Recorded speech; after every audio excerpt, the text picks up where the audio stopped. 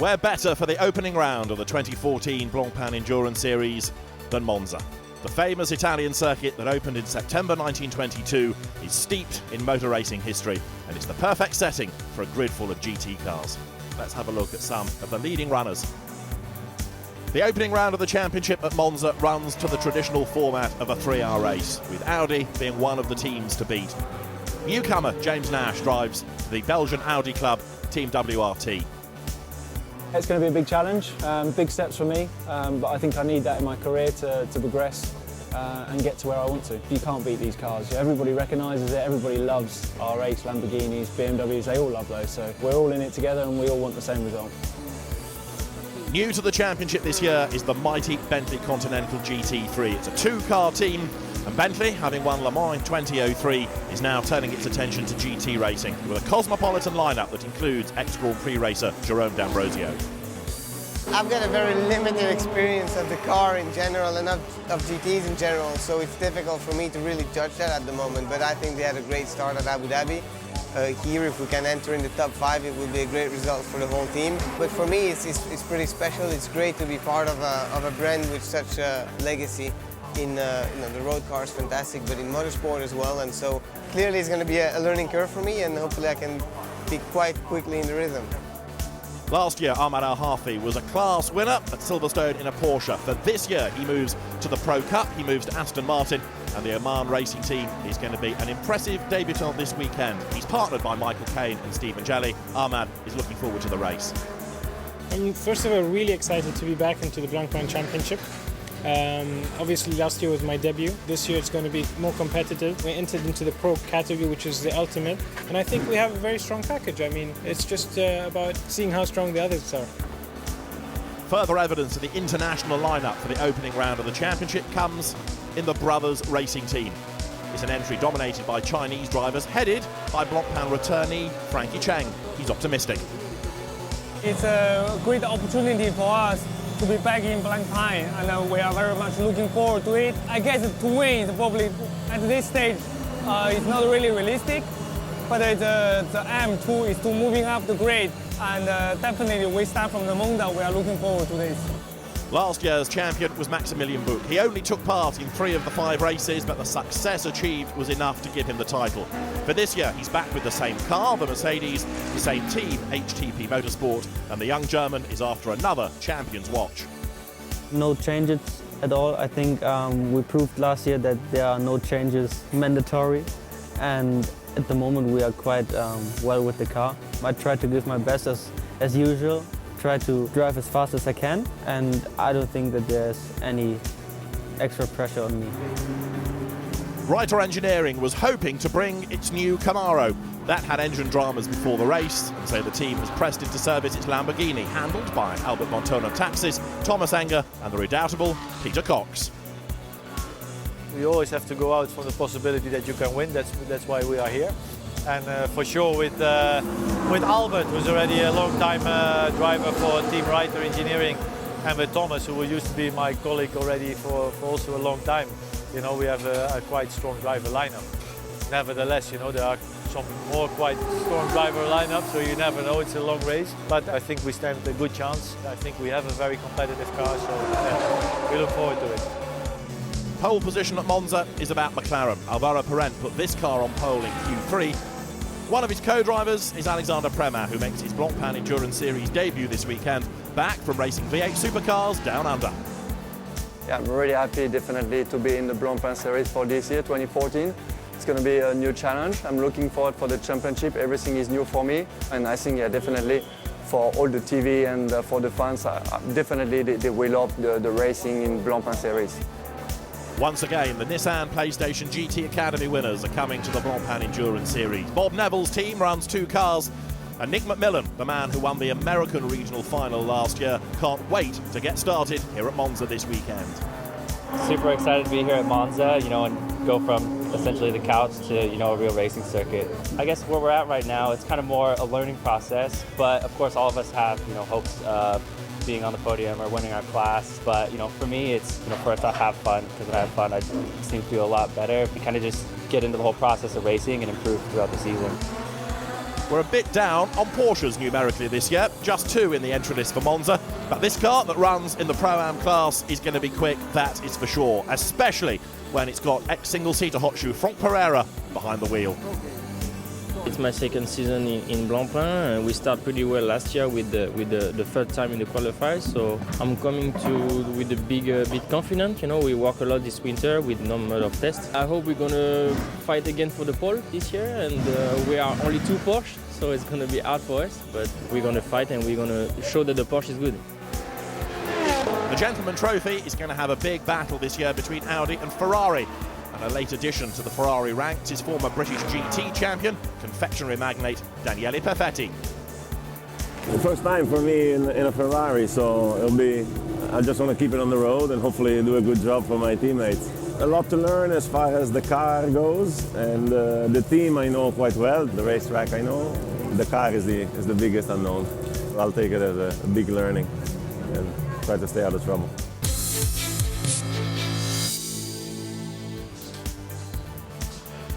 A full grid of cars at Monza for the opening round of the 2014 Blancpain Endurance Series. The grid is full of people, it's full of cars, it's full of expectation as well, because with some teams having moved on, new teams coming in to replace them, there's a real sense of expectancy about this opening round of the championship. The Blancpain Endurance Series, with its 5-race format, as before, 3 3-hour races, 24 hours of Spa, the 1,000-kilometre race, the Blancpain 1000 at the Nürburgring. But then, along with the new Sprint Series, they are all included into the Blancpain GT Series. And it means there's a 12-race format split between endurance and sprint over the course of the season, over the globe as well. And here at Monza, a front row that includes McLaren and Ferrari, and a great race in prospect. Presiding over this full grid is the boss. Let's hear from Stefan Rattel. Stefan, another season of the Blancpain Endurance Series, another beautiful day at Monza, another huge grid. Yeah, we're very pleased with the Bentley, which is a fantastic addition to this grid. A very good competition with many different runs right there in the first 5 rows. So I think we're going to see another very exciting race, and we're heading for a fantastic season. So the opening round of the 2014 Blancpain Endurance Series here at Monza is about to get underway. The lights are on red at the moment, everybody getting very towy, ready to go. They head up towards the lighting gantry, the lights go green, we're in business. The 2014 GT season is go, and it's going to be a drag race between Ferrari, McLaren, and don't rule out the Bentley as they go down towards the first chicane. Alvaro Parente on the inside, alongside him as they dive down to the first chicane is Giacomo Petrobelli, and up the inside here comes Andy Merrick, who's going to get second under braking. Great move. Absolutely superb start by Andy Merrick. He got the jump on the cars alongside him, got into position, and has taken second place away from the Ferrari. And lots of cars going up the escape road, so there isn't quite enough room for everybody, so they've all survived. I think the escape road doing its bit. Hopefully nobody suffered any damage in all of that as the field streams round for the first time, but Alvaro Parente leading the way, and the monster Bentley, Andy Merrick at the wheel of car 7, is there behind him in second spot. And then Giacomo Petrobelli in the first of the Pro-Am cars, the Ferrari that was on the front row of the grid, disappointed to let the Bentley get the jump. But again, look at the Bentley. It's very gentle on its tyres. That's one thing we've learned about how the Bentley performs so far.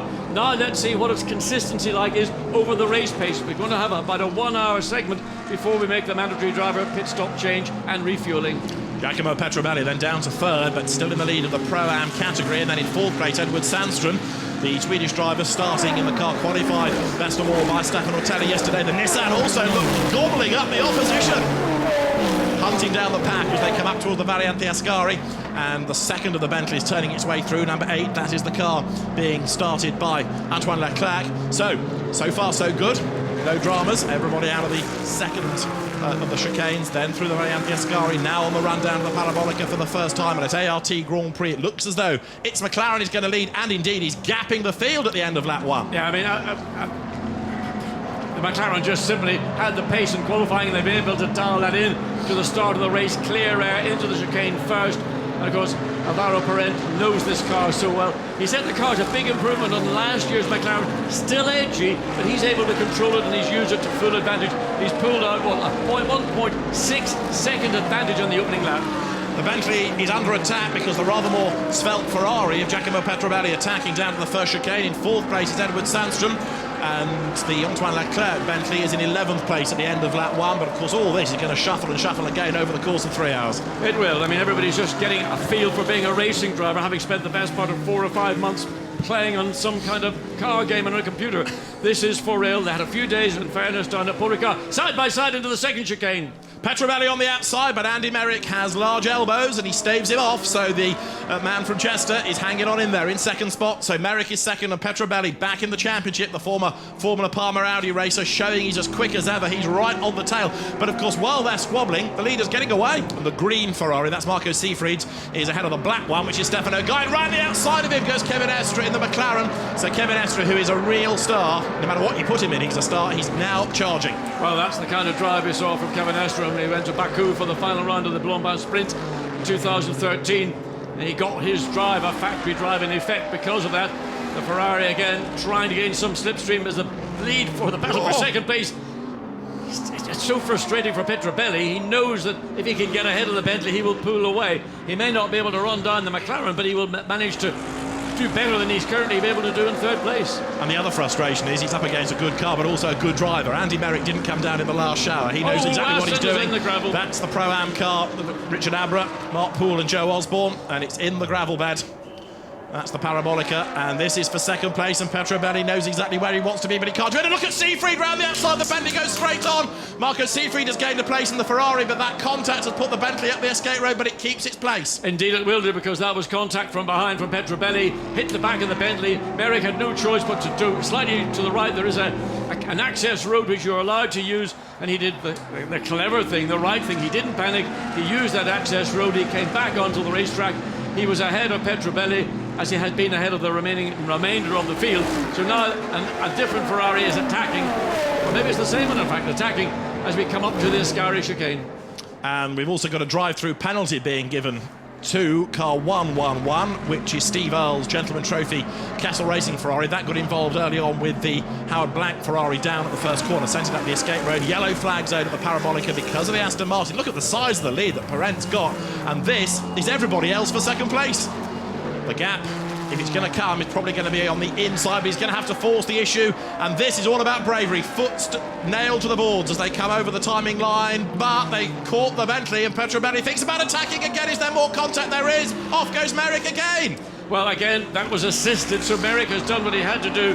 He was forced into taking the turn left, go over the grass route, again because of the attack from Petrobelli in the Ferrari. This time he would have felt that I really was close enough alongside to go down the inside and take the corner, but you need to have alongside really to do that into turn one. That's Afanasiev under pressure from Alex Buncombe in the Nissan, who's going to line up to have a go. He's on the outside for the next corner, but if he's got the straight line speed, he's going to go through, and he does go through. Alex Buncombe up into 11th place from 32nd on the grid. Good run again out of the second Lesmo. That gave the momentum to the Nissan, to Alex Buncombe, to get up alongside. And once you get alongside, you need to be alongside well before you get to the braking zone into Ascari. Otherwise, it's easy for the car you're trying to pass to defend. But Buncombe did what he had to do, and it was a clean overtake. And now you can see pressure from the purple, as I pointed out yesterday. Purple is the international racing colours of Egypt. Not that we see many Egyptian national teams in motorsport. Again, down the one way, Siegfried has to cut back to the left to try and get alongside Petrobelli. This time he's got it done, has he? Yes, I think he's got it. Round the outside, very good stuff, and he's worked so hard to make that move stick. And now that he's ahead, expect Marco Seefried to start to edge away, but boy, has he earned his money by just getting that one place alone. How much? Oh, there's another Mercedes SLS off the track being towed away. Was that from an earlier incident? Or it is. That's Mikhail Loboda, who's just gone off the road, and I think he did that during pre-qualifying yesterday as well, didn't he? Consistent disappointment. So waved yellow with a red and yellow flag, waiting whether there is fluid or water or oil on the racetrack. Let's look and see. Oh dear me, up at Ascari. Well, there's nothing on the racetrack to worry about unless something occurred with the Mercedes to cause it to do what we've just seen. Siegfried now got a good run out of the chicane, gets up alongside coming through the Curva Grande, contact, and it gets ahead. So Siegfried has done it relatively quickly and without the drama we saw from Petrobelli.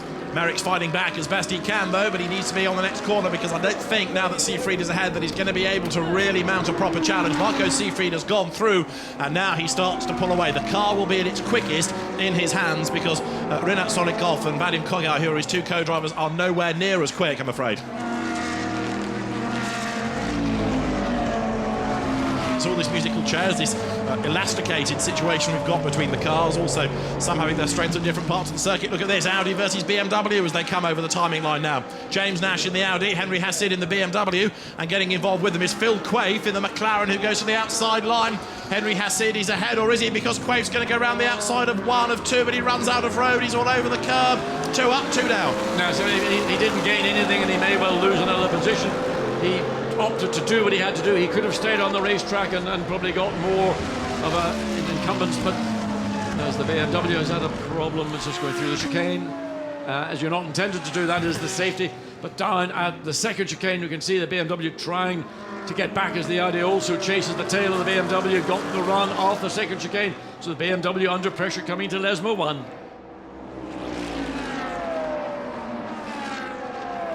Up the inside, this for third place, heading down towards the first chicane. He locks up, does Petrobelli, but he's got his foot off the pedal, he turns in, he's going to run out wide, the curb beckons, Andy Merrick tries to get back up alongside, but finally Petrobelli is through, and here comes Edward Sandstrom. He tries to buy into this as well on the outside, going to the Curva Grande. This is going to be really brave stuff. Can he do it? He tries, they're level, they almost touch, the Audi keeps on coming right the way around the outside. Edward Sandstrom is still fighting, and here comes Kevin Estre up the inside to make it 3 wide, not quite able to do it. Sandstrom's gone through in the Audi. Fantastic!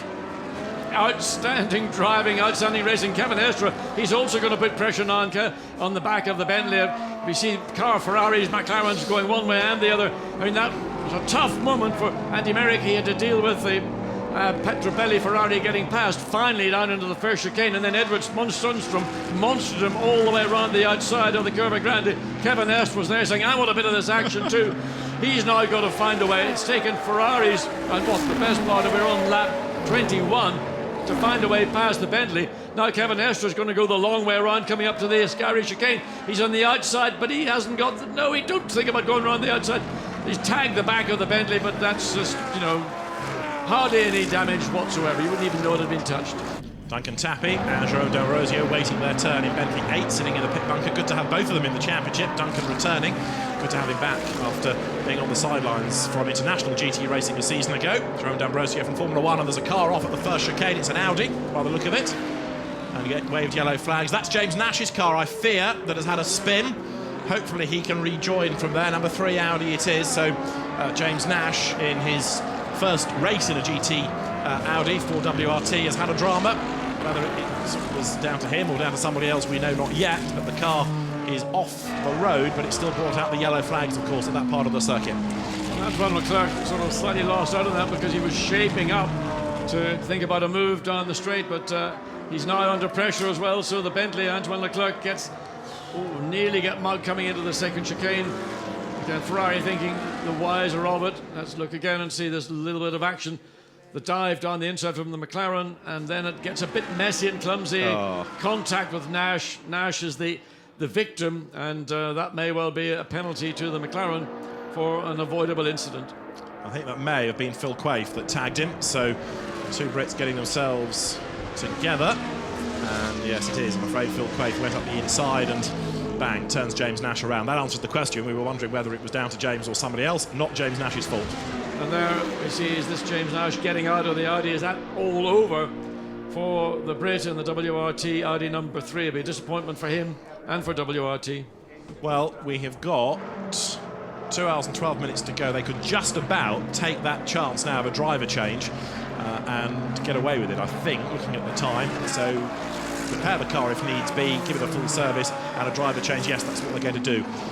I wondered if James Nash advised the team that this is going to happen, because it looks like Audi were not expecting the car to come in and to have a driver step out. Now, that's what it looks like, or maybe just the driver wasn't ready at the point that James Nash, because frequently drivers, they know when the car is due in, let's say 8 minutes or 10 minutes before, then they helmet, glove up.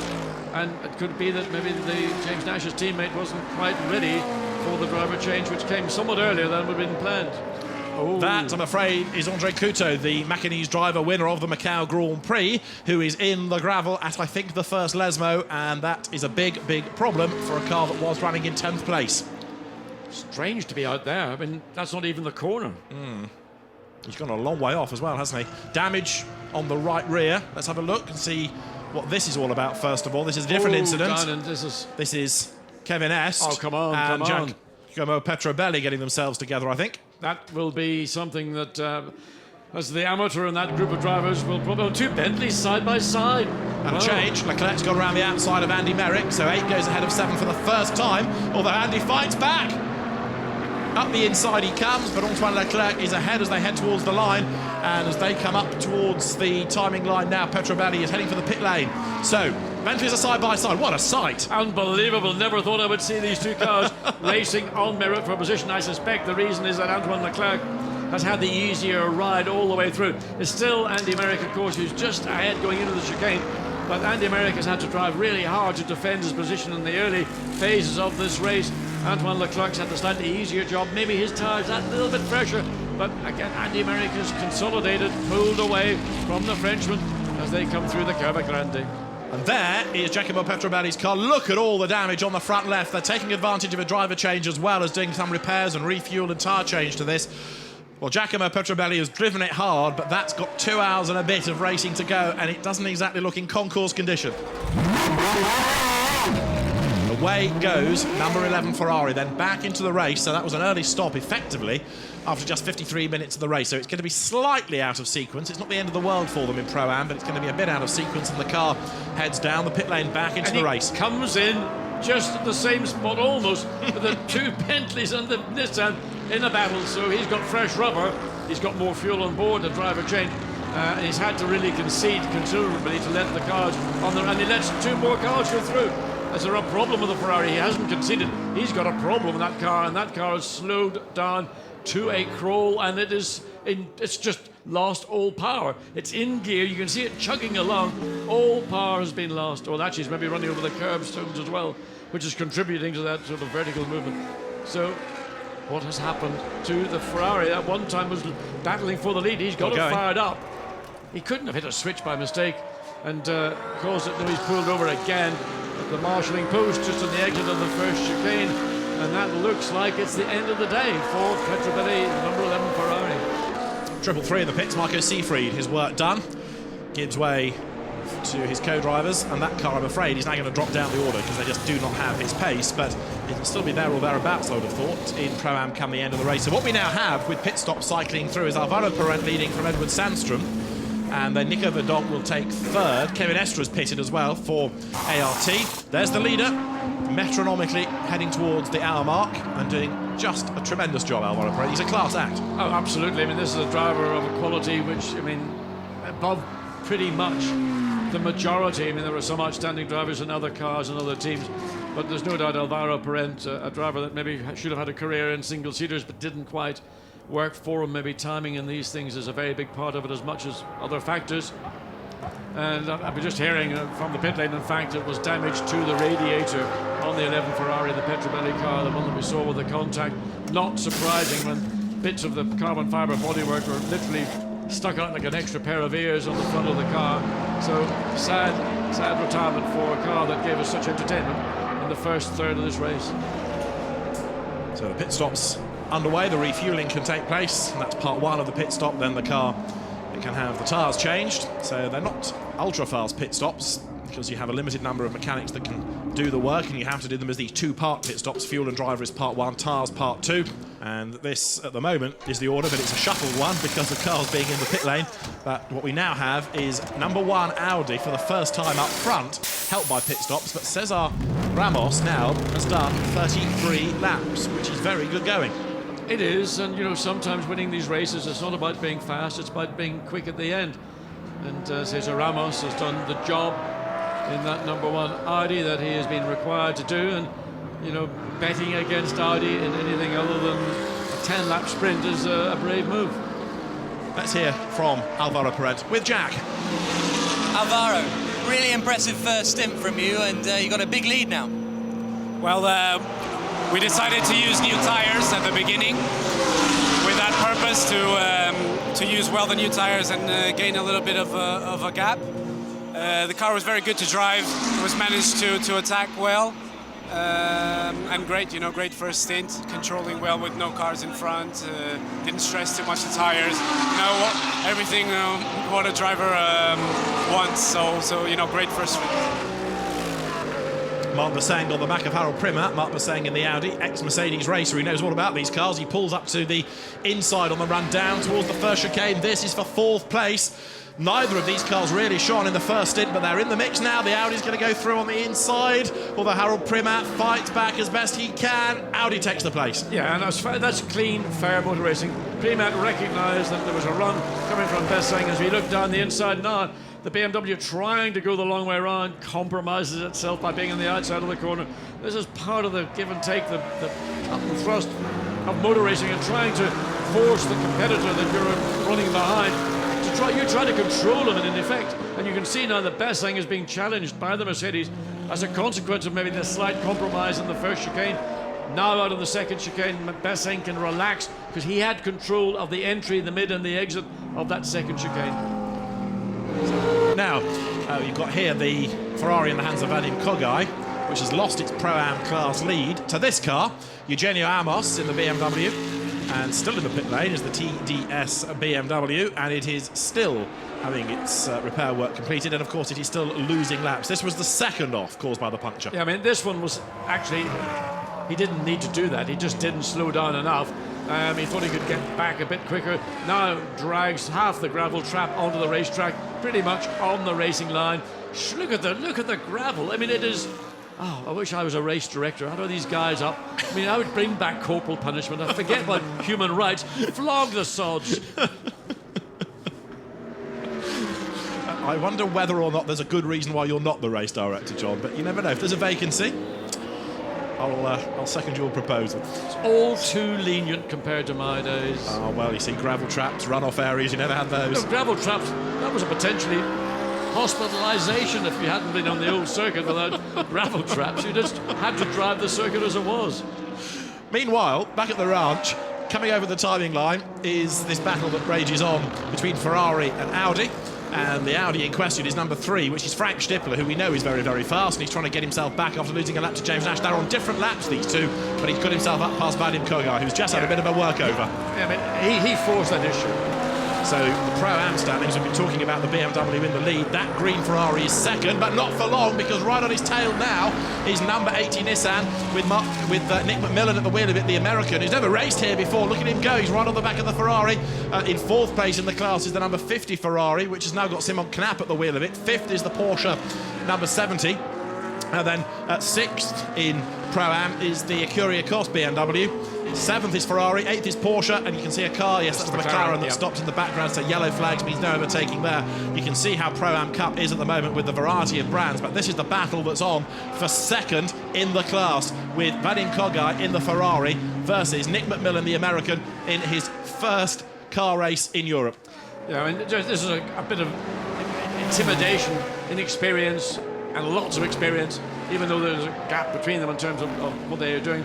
But that's what you try to do to a car, particularly an inexperienced driver. We've had the change, look. So Nissan up to second now in Pro-Am. The change has happened, and a very, very good effort this is proving to be from Nick McMillan. There is the other Santilok Audi slowly making its way down to the parabolic, including Gosselin at the wheel, and that is at walking pace. Yes, it's in limp home mode. And then we get a glimpse of one of the two Bentleys. We haven't seen much of them in this second phase. There is the pass from the Nissan coming out of Lesmo 2. Again, it's all about getting the good drive out of the Lesmo. The second Lesmo, don't run too wide in the exit. And so we're coming up. We're not all that far away from midpoint of this race. We're 1 hour, 39 minutes and a half a minute to go. It's gone pretty fast, hasn't it? It's been a cracking race. Lots of action, lots of good motor racing, good clean racing, a little bit of sometimes, let's put it, amateur dramatics, but overall, for an endurance race, I think it's been very, very interesting. You can see the way the overall classification is on the screens at the moment, and significant amongst that is that number 7 Bentley has dropped way down into 13th place. We're on the case to try and investigate why. It white flag showed at the exit of the parabolica to the leader, Gregoire de Moustier, to warn him of a very slow car. It's clearly Gosselin's Audi that is still staggering back to the pits. De Moustier goes through. Just looking further down the field, Frank Stipper in particular, running sadly all the way down in 32nd place. His lap times are matching or probably slightly quicker than anybody else on the racetrack. So Stipler pushing as hard as he can, in spite of being in 32nd place, knocking out low 1 minute 50-second laps. There is Thomas Enger. We found him for you, John, in the Lamborghini. Turning his way through ahead of the battle now between Ferraris, where you've got Vadim Kugai ahead of Simon Knap. Now this is for third in Pro-Am, so it's another significant battle. Vadim Kugai drawing attention to himself, A, because he's in battles, and B, because it's a very colourful car. But Simon Knap, the Dutchman, ex-BMW racer in Blancpain, now at Ferrari, looks for a way by as they get to the parabolica. Not quite near enough. Oh, the Ferrari runs wide onto the ground. You could see he was getting it all wrong. Didn't slow the car down. Again, no confidence in turning the steering wheel. Off the throttle, on the brakes, runs wide, and well, there's an illustration of how to get it wrong. And the Bentley now comes up, has to go very acutely back to the left-hand side of the track to pass the Ferrari. As it takes a bit of racetrack, the Bentley at greater speed was anticipating taking. Now the Ferrari is now up to speed, tries to find a way around the Bentley. Suddenly it's all battles to the fore coming into the first chicane. Guy Smith having to be a little bit defensive to keep the speed of the Ferrari, which picked up a lot of speed in the second half of the straight. That's 3 incidents we've seen from Vadim Kugai, though, in his stint, which is half an hour old, and I just wonder if he has another one, whether the race director may not show him a driving standards flag just to calm him down, because if he keeps going off the road like that, sooner or later it's going to bite. Lights flashing, knows that he's capable of lapping a lot quicker. But for some reason, this particular Ferrari has had more straight line speed, I think, than any of the other 458s we've watched in the race. And there is that McLaren limping back. Well, it's coming back, he's back. I mean, that's a concern, because that car is so slow that drivers are on-sided coming out of Lesmo 1, and as the car gets midway between the two Lesmo corners, the problem decreases. But it will be a problem again on the exit of Lesmo 2 as it creeps around. I mean, you could walk as quickly. But I go down far more reservoir on my power walk quicker than that's coming back to the pits. And I sweat doing it too, believe me. Kogai's at the verge of another drama here, isn't he? And Al Harfi is right up behind him, but Ahmad almost, yes, he does get himself on the marbles and has to hang on to a slide in the Aston Martin. Another good battle developing here. This, remember, is between cars in different classes. Pro-Am versus Pro, 12th, 13th and 14th. Nico Maroc's Porsche behind. This is where we stand in the overall order. Yeah, I mean, just the Aston can do nothing in a straight line with the Ferrari, and again, going through parabolica. Again, Ferrari all over the exit of the corner. Aston right up behind it. Gets to the tail of the car, but just watch how the Ferrari stretches its legs, and the Aston's just left. Al Harfi tries his best on the inside. He's going to have to be very heroic on the brakes, and he might just level with the Ferrari. There's still a bit more straight to go, though. Maroc wants to follow him through as well if he can, and Ahmad Al Harfi does go through under braking. Good job. Good job indeed. So the Ferrari straight line speed this time didn't save it. And a good job from the Oman racing Aston Martin. That was a lot of hard work, a lot of thought went into it. It was all assisted by the Ferrari being poor in the parabolica, but now coming back through the Curva Grande.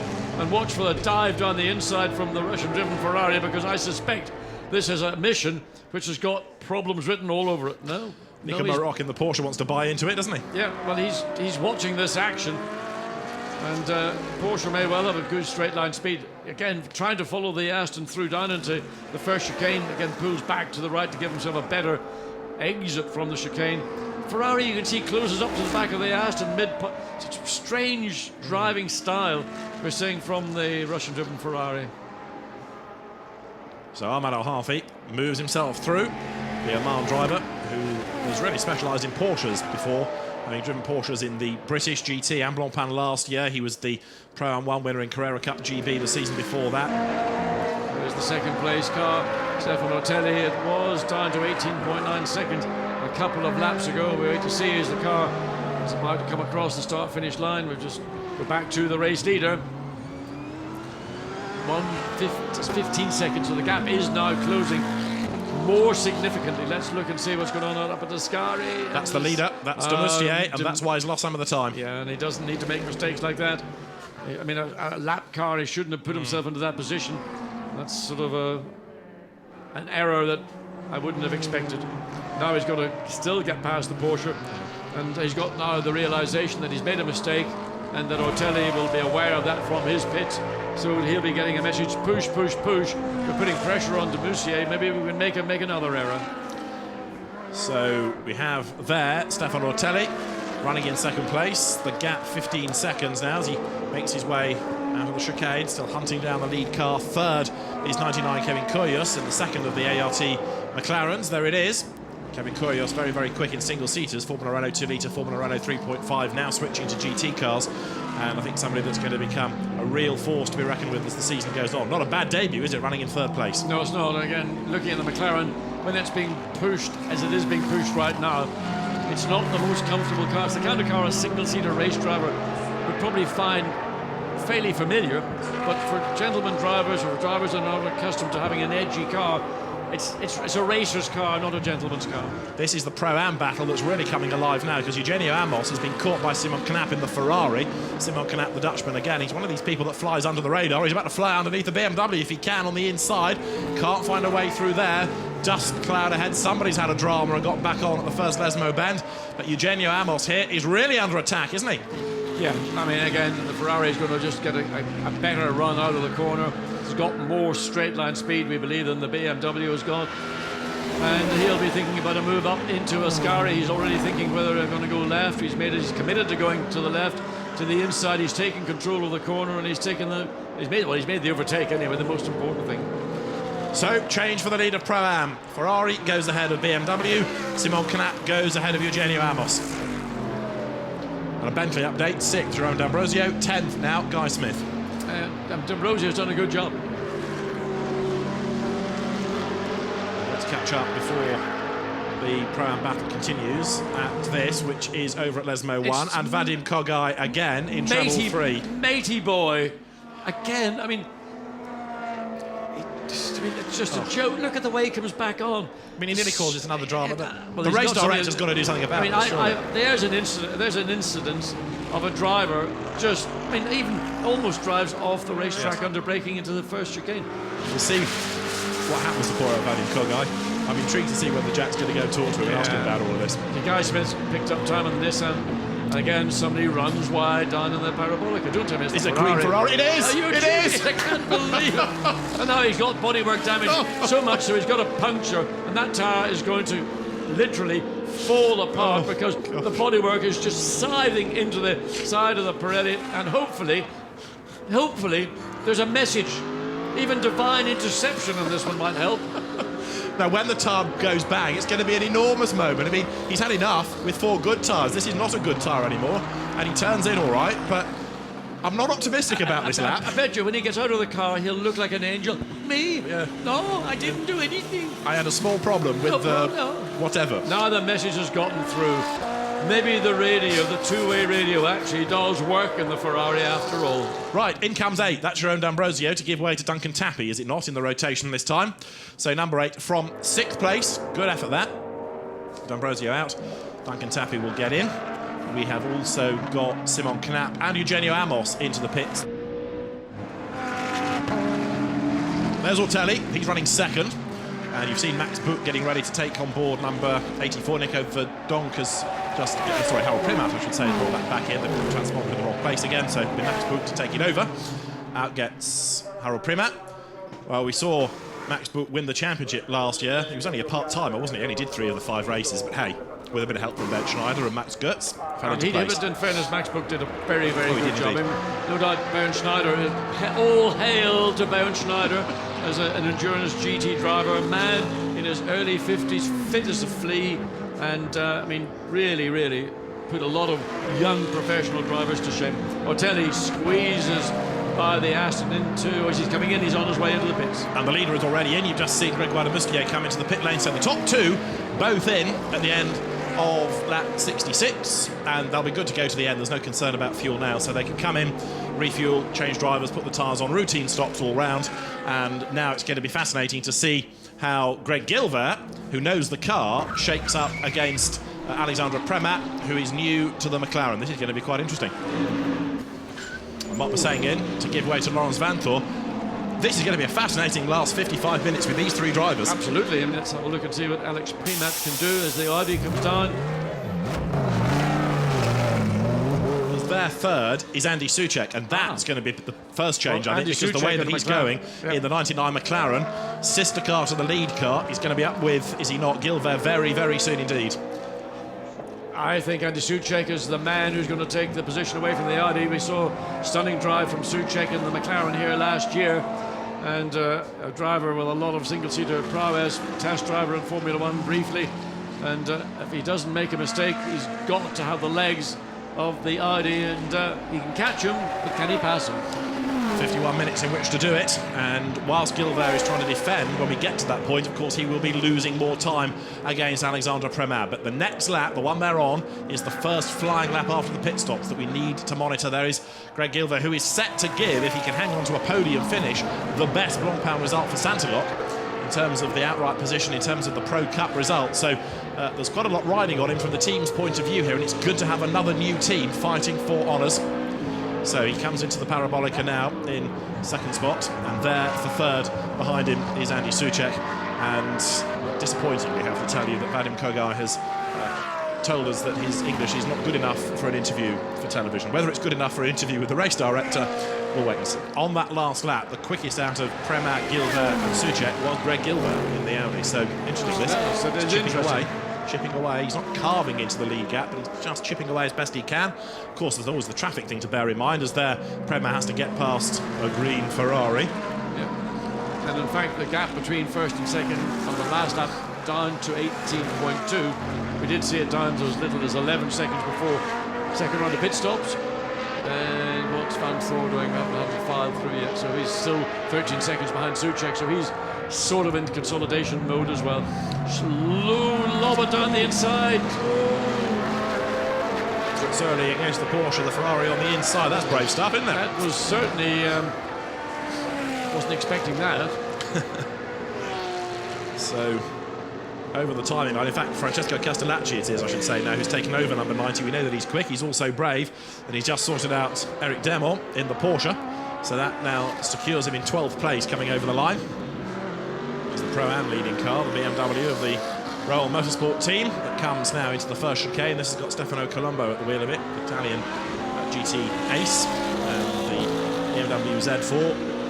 Discussed earlier, makes a great noise. Trailing, it looks like maybe one of the exhaust boxes at the rear of that car looks a bit low. It's hard to tell whether that's something bodywork, maybe it's part of the diffuser, just hanging down a bit lower than normally would expect. Got a very healthy lead in class now over the number 50 Ferrari that's still running second in Pro-Am now. Andrew Danilou's Simon Knapp having given that car over. So it is Andrea Sonvico who is driving the second place Ferrari. And he gets through going into the first Lesmo. Audacious use of the lights just to intimidate, but again, you need that cooperation. Two different classes of cars, so get out of the way, let the leading car, the quicker of the two cars, go through.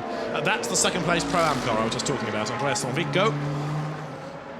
Out of the Valente Ascari he comes, and third is Florian Strauss in number 80 Nissan. Now that last lap was a little bit slower than the Ferrari, but again, not necessarily convinced second and third are totally resolved here yet. If Florian Strauss, new to racing this year, the European winner of the PlayStation GT Academy that Nissan runs, if he strings together a few good laps, he's in with a chance of getting second. And how about this for the podium for him and Nick McMillan and Alex Buncombe, from 32nd on the grid, and two drivers in their first ever race at this level and their first race at Monza. I think it's outstanding.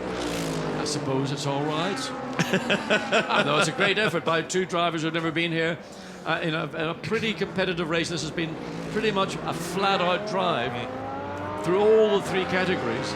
We're focusing very much on the front, maybe some on the middle, but there are gentlemen drivers out there who are pushing absolutely to their limit. It's been a competitive race.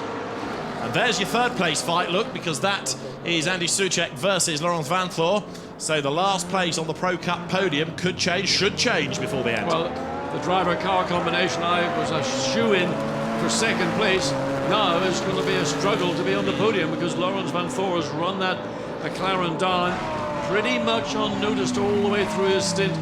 Just knocked out laps and continuity and consistency. So now Soucek is into defensive mode rather than attack mode. which pretty much he's been for most of the race. So this fight is going to go down to the wire, isn't it? As Andy Soucek rattles the curb. He's under pressure now. He's under attack. Making his way then now towards the Lesmos, and you can see the way that Vanthoor is having to push then. Very wide indeed up over the curb goes Andy Soucek as he forces his way then to the second Lesmo, and there's traffic ahead. He's going to be careful to get through this without too much time lost. Across the three classes in the 3 years, we have not had an Audi victory. That should be not changing today at least, but an Audi close. And Greg Gilbert in second place comes over the line, but is the gap down? It is, 8.7 seconds, significantly down. So a 1:52.2 from Prema, a 1:50.2 from Greg Gilbert. Is this, as I say, just Prema being careful, looking after the machinery as Laurens Vanthoor goes for the inside against Soucek, can't do it. Tried to rattle him a little bit, tried to get him nervous under braking for the corner, but that move wasn't really on, so he has to bail out of that. And as the cars work their way around the Curva Grande, some people just cannot watch. It's that tense, it's that tight down in this battle for third and fourth places. Up to the checkered flag, victory in the opening round of the Blancpain Endurance Series goes to ART Grand Prix, to McLaren, to Alexandre Prema, to Alvaro Parent and Gregoire de Moustier. A great job done by all three of them. Second across the line for Santilloc is Greg Gilbert, third for ART Andy Soucek, and fourth Laurens Vanthoor. He did all that hard work, but he couldn't find a way through for third place. Max Buch will bring the Mercedes home fifth and sixth, and honours in the Pro-Am category will go the way of Stefano Colombo. McLaren is back in the Blancpain Endurance Series. The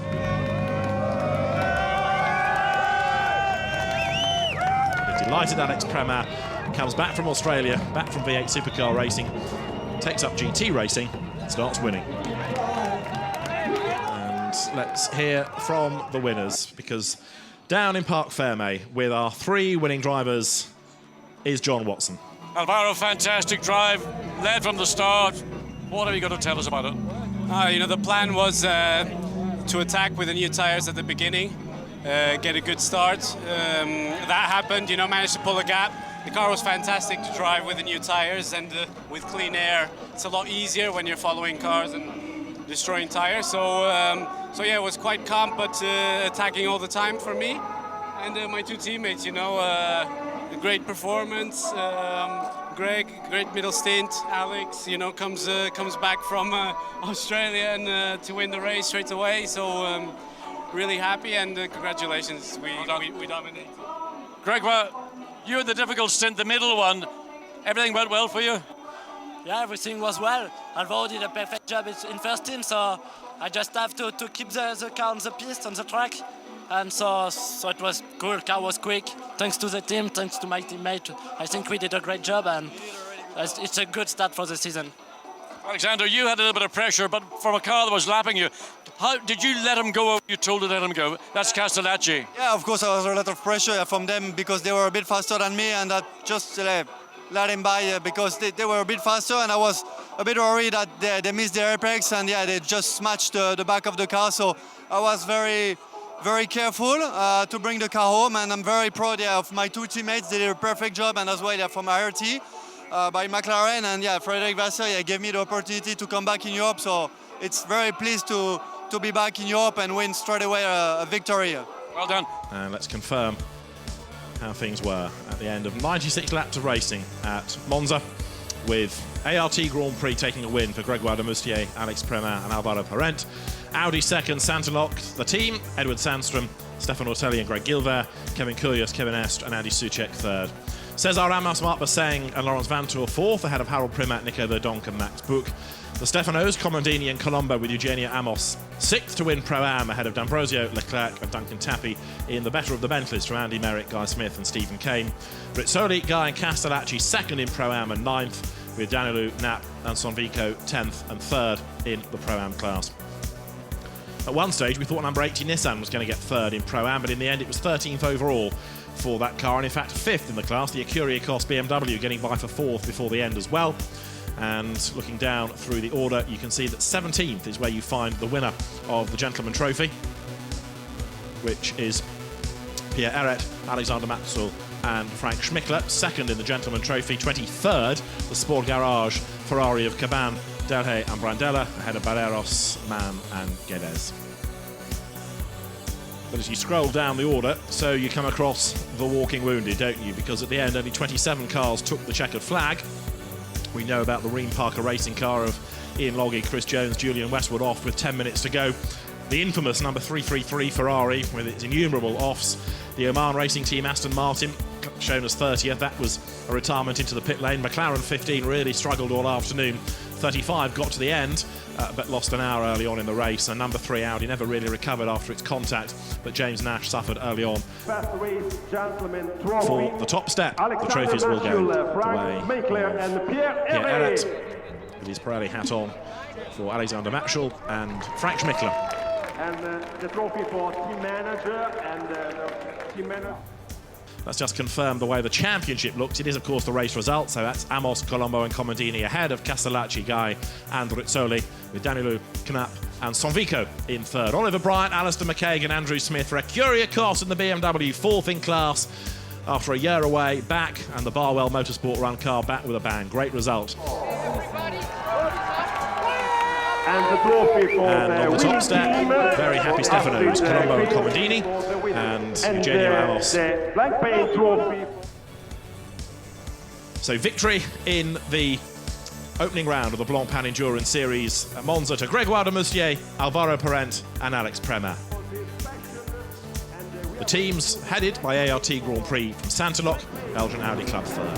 There are the winners, Alex Premat in the middle, Alvaro Parent and nearest to us. With the beard, there you can see Grégoire de Moustier, his first win outright in Blancpain, but a class winner at Navarra 2 years ago.